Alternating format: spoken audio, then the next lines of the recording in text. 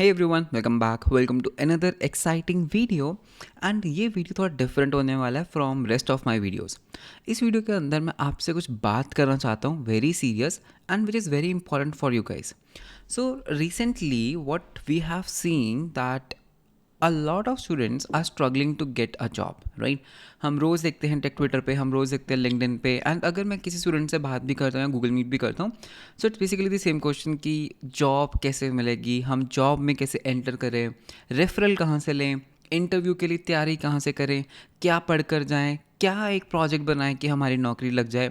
सो इस तरह के कुछ questions are there which is like there, या फिर एक और कॉमन क्वेश्चन कि चैट जीपीटी आ गया है, एआई आ गया है, तो वो हमारी जॉब ले जाएगा।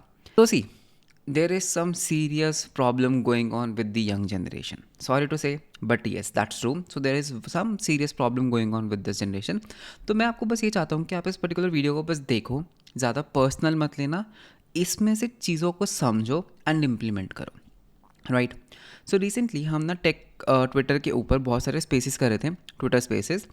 एंड ट्विटर स्पेसिस में क्या होता है, अगर आप कोई भी एक ट्विटर स्पेस ज्वाइन करते हो, वेदर वो मेरा है या किसी और का है, एक ही क्वेश्चन रिपीट होगा कि जॉब कैसे ले। मेरे पास जॉब नहीं है, मैं ऑलरेडी ग्रेजुएट हो चुका हूँ, मेरा करियर लीप हो रहा है, या फिर मेरे पास एक करियर गैप आ रहा है, तो जॉब कैसे लें।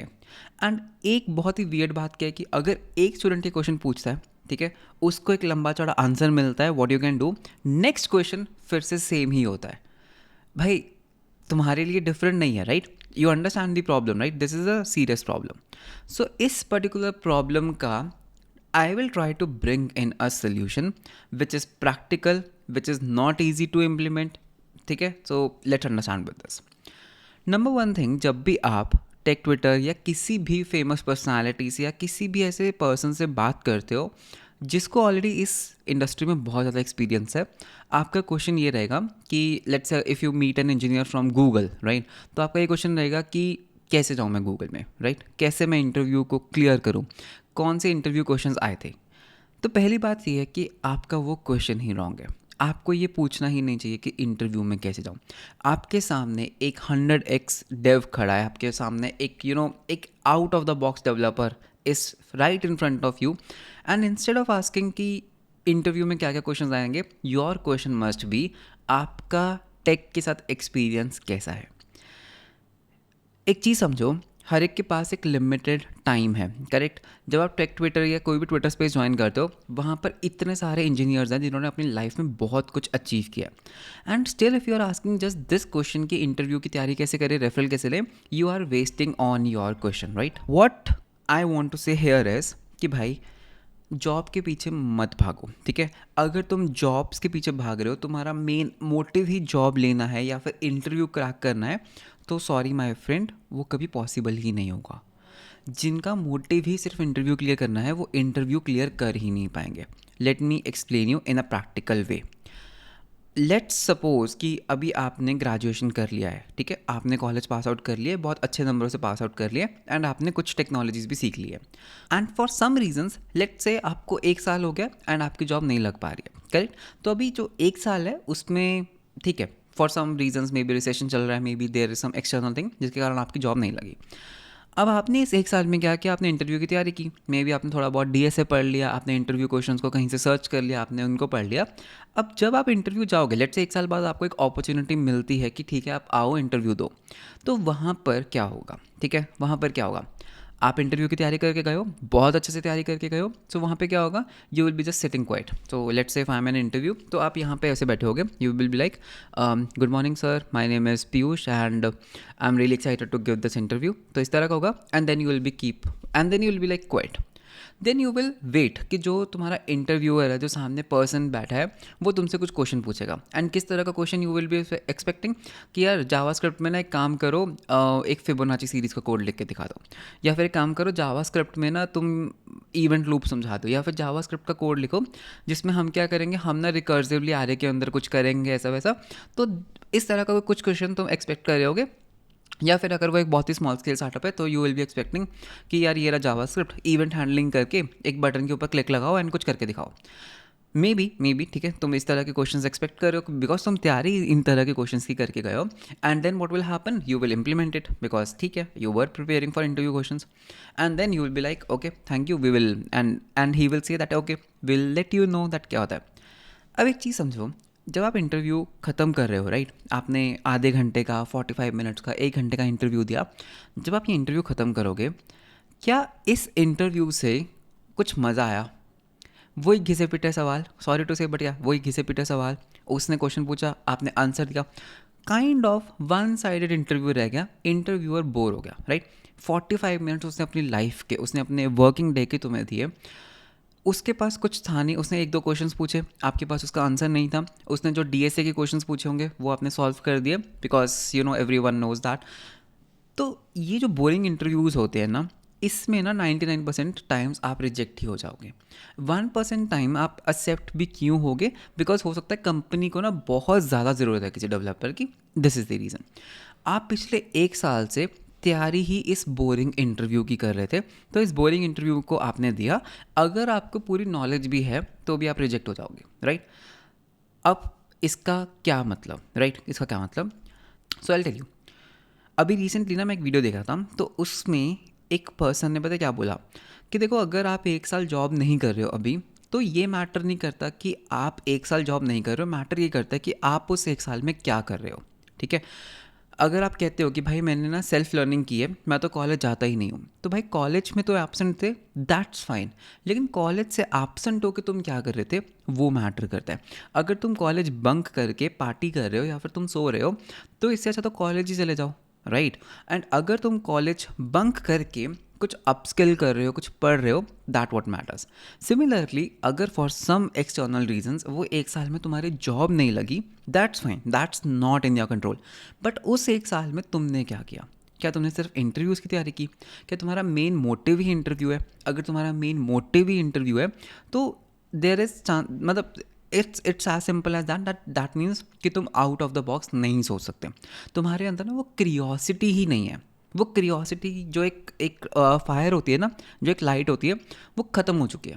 बिकॉज अब तुम्हारा एम क्या है कि बस मेरे को टेक में जाना है, मेरे को पैसा कमाना है, टेक जॉब क्यों करनी है, बिकॉज टेक जॉब में लोग कहते हैं पैसा बहुत है, बस ये तुम्हारा एंड मोटिव है। तो अगर तुम्हारे अंदर क्रियोसिटी नहीं है, सॉरी माय फ्रेंड, तुम टेक में ज़्यादा टेक नहीं पाओगे, बिकॉज टेक की जो जॉब्स होती हैं ना, वो बाकी सारी जॉब से डिफरेंट होती है।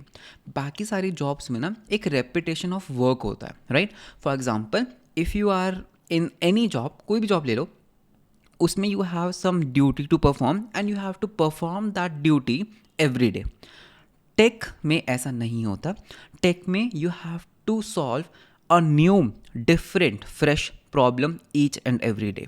जो एक बार आपने कोड कर दिया, let's say if you are building an e commerce website, अगर आपने एक बार डिप्लॉयमेंट कर दी राइट, आपने पूरा CI/CD पाइपलाइन लिख दिया, आप अगले दिन CI/CD का पाइपलाइन नहीं लिख रहे हो, आप अगले दिन कोई और प्रॉब्लम सॉल्व कर रहे हो सकता है आप अगले दिन ऑथेंटिकेशन वर्क कर रहे हो, और जब आपने एक बार ऑथेंटिकेशन फ्लो को कंप्लीट कर दिया तो next day you are doing something else. तो डेली आपके साथ एक डिफरेंट प्रॉब्लम है, डिफरेंट उसके सोल्यूशंस हैं, and everything is completely different right, new challenges will come up. तो इन सब चीज़ों को सॉल्व करने के लिए आपके अंदर ना क्रियोसिटी होनी चाहिए, बिकॉज डेली हम कोड कम करते हैं, गूगल ज़्यादा करते हैं right, we have to search amongst a lot of things. तो अगर आप इंटरव्यूज़ की तैयारी कर रहे हो तो आपके अंदर वो क्रियोसिटी नहीं है, एंड अगर आपके अंदर जेन्युइनली क्रियोसिटी है तो आप इंटरव्यू की तैयारी नहीं करोगे, आप ट्राई करोगे कि जो मेरे पास ये पावर है, being a developer is a power to build anything, कि जो मेरे पास ये पावर है मैं इसका कुछ यूटिलाइज करके कुछ बनाऊँ। बिकॉज जो क्यूरियस होते हैं उनको जब एक पावर दी जाती है, वो उस पावर का यूज़ करते हैं, वो उसको कुछ बिल्ड करते हैं टू एक्साइट देमसेल्व्स, बिकॉज वो इस चीज़ को ना रिस्पेक्ट करते हैं, ठीक है, कि भाई मेरे को कोडिंग आती है, मैं कुछ भी बना सकता हूँ, मैं एक कोड लिख कर रियल वर्ल्ड में इम्पैक्ट डाल सकता हूँ। आपका कोड रियल वर्ल्ड में राइट, इस वर्चुअल कोड को आप रियल वर्ल्ड के अंदर इम्पैक्ट करवा सकते हो। इस पावर को अंडरस्टैंड करके जब आप कोड करते हो, करेक्ट, जब आप इसको कोड करते हो एंड यू बिल्ड समथिंग, आप खुद को भी अमेज़ करते हो। इट्स नॉट लाइक कि मेरे को बस दुनिया को दिखाना है इसलिए मैंने बनाया, आप खुद को भी अमेज़ करते हो। तो वो जो क्यूरियोसिटी है, वो जो बिल्डिंग स्किल्स हैं, वो जब जो चीज़ें हैं जब वो आती हैं, that what makes you stand out of the crowd. तो आपने 1 साल में बहुत कुछ बिल्ड किया। मैं ये नहीं कह रहा कि इसलिए बिल्ड करो बिकॉज़ आपको इंटरव्यू में दिखाना है, नहीं, फिर से वही गलती मत करना। आपने कुछ तो बिल्ड कर डाला। अब सिंपल सी बात है, now at this particular point you respect it, you have the curiosity, you need money for survival. तो आपने इंटरव्यूज शेड्यूल किए, जब आप इंटरव्यू में जाओगे, अब क्या होगा, आपके फेस पे ना एक स्माइल और एक कॉन्फिडेंस होगा, because this is something you wanted to do. Because आप अभी जो इंटरव्यू दे रहे हो ना, वो पैसों के लिए नहीं दे रहे हो, आप अभी भी क्यूरियस हो। किस बात के लिए क्यूरियस, कि भाई बड़ी कंपनीज में काम कैसे होता है, मेरे को बड़े कोड बेस में बड़ी टीम के साथ काम करने को मौका मिलेगा, मेरे को एक ऐसे प्रोजेक्ट के ऊपर काम करने को मौका मिलेगा जिसमें रियल यूजर्स हैं बहुत सारे। तो वो क्यूरियोसिटी ना आपके इंटरव्यू में झलकेगी। I will tell you one thing, एक चीज़ नोटिस करना, जितने भी लोग पहली बार में इंटरव्यू क्लियर कर लेते हैं या फिर जो एक अच्छी जॉब्स में है ना, वो ना इंटरव्यूअर का भी इंटरव्यू लेते हैं। कैसे, मेरी ये आदत है, मैं बहुत लाइक हम जो इंटरव्यूज़ होते हैं ना, that should be very interesting. तो लेट से ठीक है, आपने अपने आप को इंट्रोड्यूस किया, बहुत बढ़िया, आप बताओ कि भाई मैंने ये एक प्रोडक्ट बिल्ड किया। वो इंट्रोडक्शन में आ जाता है, लाइक पहला क्वेश्चन क्या होगा इंटरव्यू का, अपने आप को इंट्रोड्यूस करो। तो आप इंट्रोड्यूस करोगे, okay hey my name is Piyush and I love tech and I have also build this XYZ application which does this. यहीं से आपका जो 80% काम है वो यहीं होगा। अब इंटरव्यूअर ना आपसे कोई फालतू के सवाल पूछेगा ही नहीं। जैसे आपने बोला कि मैंने एक XYZ एप्लीकेशन बनाया और आपने इसका जिक्र क्यों किया, बिकॉज आपको पता है कि आपने कुछ तो बहुत ही इंटरेस्टिंग सा बनाया, आपने उसका जिक्र कर दिया।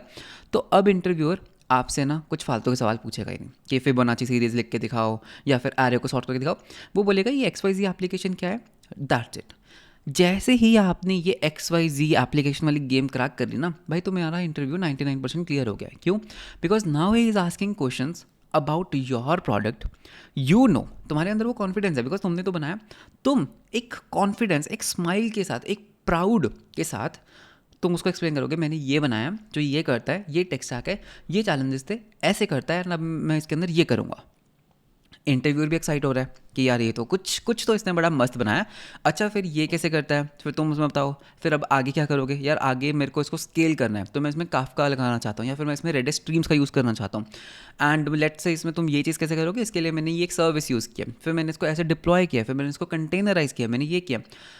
देखो इंटरव्यूअर को भी ना मज़ा आएगा कि भाई ये बंदा ना पिछले 1 साल से जॉब नहीं थी लेकिन इसने कुछ तो कर रहा है, ये कुछ तो कर रहा है। एंड अगर मैं इसको जॉब नहीं दूंगा तो ये कुछ ना कुछ कर लेगा।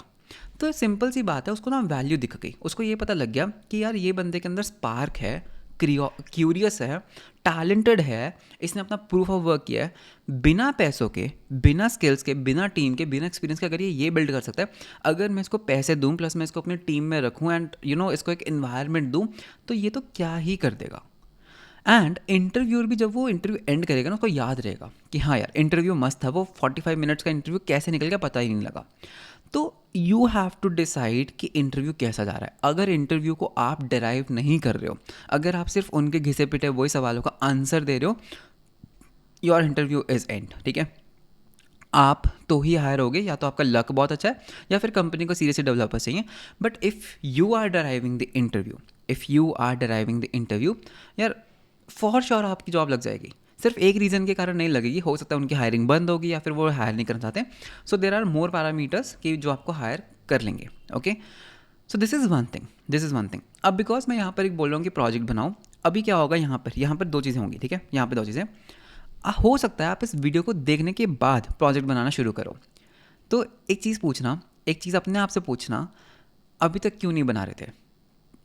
क्या पता you are not curious, because अगर आप फिर से अगर आप इस वीडियो को देखने के बाद प्रोजेक्ट बनाना शुरू कर रहे हो, तो that fall back to the same thing कि बिकॉज किसी ने बोला है कि प्रोजेक्ट्स बनाओ तो उससे इंटरव्यू अच्छा जाता है, तो उससे जॉब लगने के चांसेस बढ़ाते हैं, इसलिए तुम बना रहे हो। तुम फिर से वही गलती कर रहे हो, तुम मेरी ही बात को फिर से कॉन्ट्राडिक्ट कर रहे हो, तुम फिर से वही गलती कर रहे हो एंड तुम्हारा फिर से इंटरव्यू बोरिंग ही जाएगा, because then again you are just preparing for an interview, right. जो क्यूरियस इंजीनियर होगा वो इस वीडियो से पहले भी प्रोजेक्ट बना रहा होगा, इस वीडियो के बाद हो सकता है वो अपने आप को बस थोड़ा सा और एक्सटेंसिवली बनाना शुरू कर दे। सो एक बार ना get out of the coding world, पूछो अपने आप को कि यार सच में कोडिंग करना है, पूरी ज़िंदगी करना है, या फिर सिर्फ इसलिए कर रहे हैं बिकॉज टेक में पैसा बहुत है।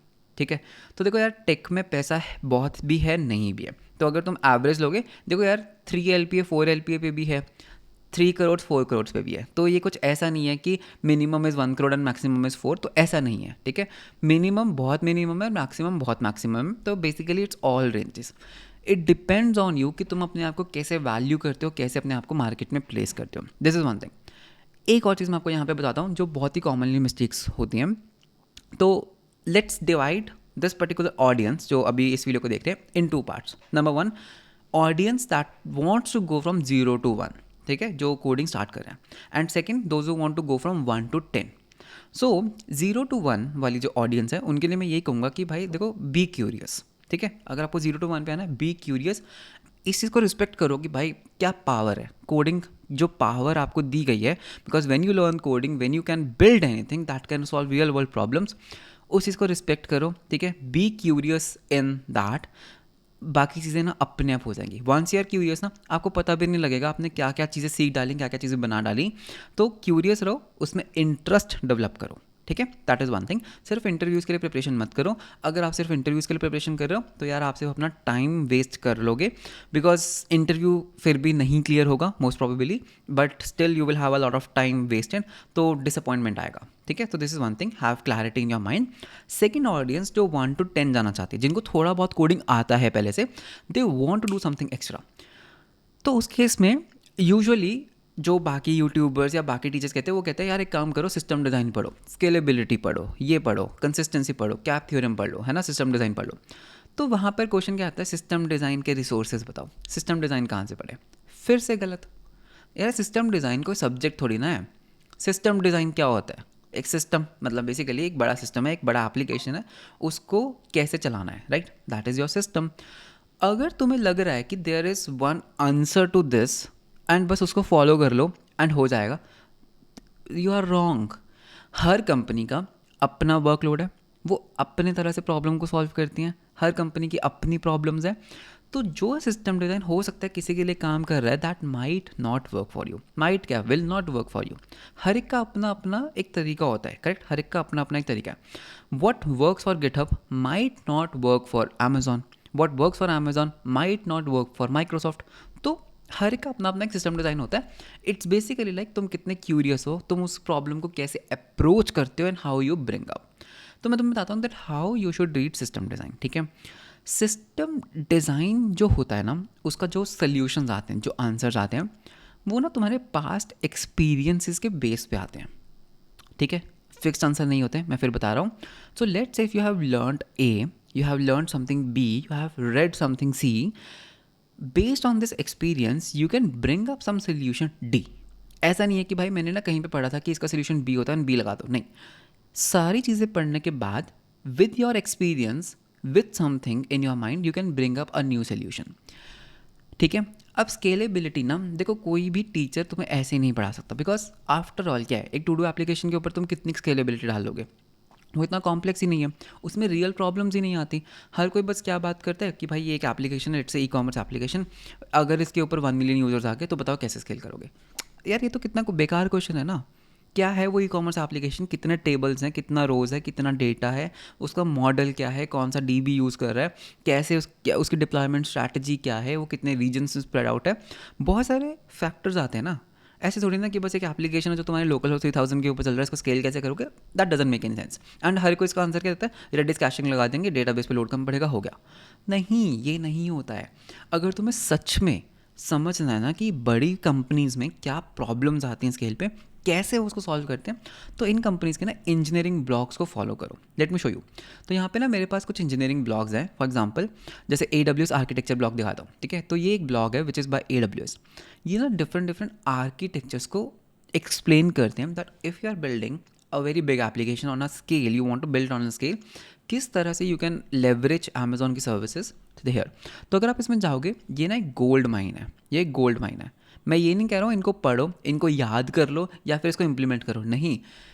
मैं इनको क्यों पढ़ता हूँ कि ठीक है, लेट्स से फॉर एग्जांपल अभी रिसेंट वाला बताता हूँ कि अमेजॉन का एक सर्च करते हैं AWS इमेज ऑप्टिमाइजेशन, ठीक है, इमेज ऑप्टिमाइजेशन। तो यहाँ पे इमेज ऑप्टिमाइजेशन का ये क्या, ये एक आर्टिकल है, अब इसको पढ़ते हैं, ठीक है। इसके ऊपर मैंने वीडियो भी बनाया हुआ है कि जैसे क्लाउडनरी वगैरह क्या करते हैं, वो इमेज को ऑप्टिमाइज़ करते हैं।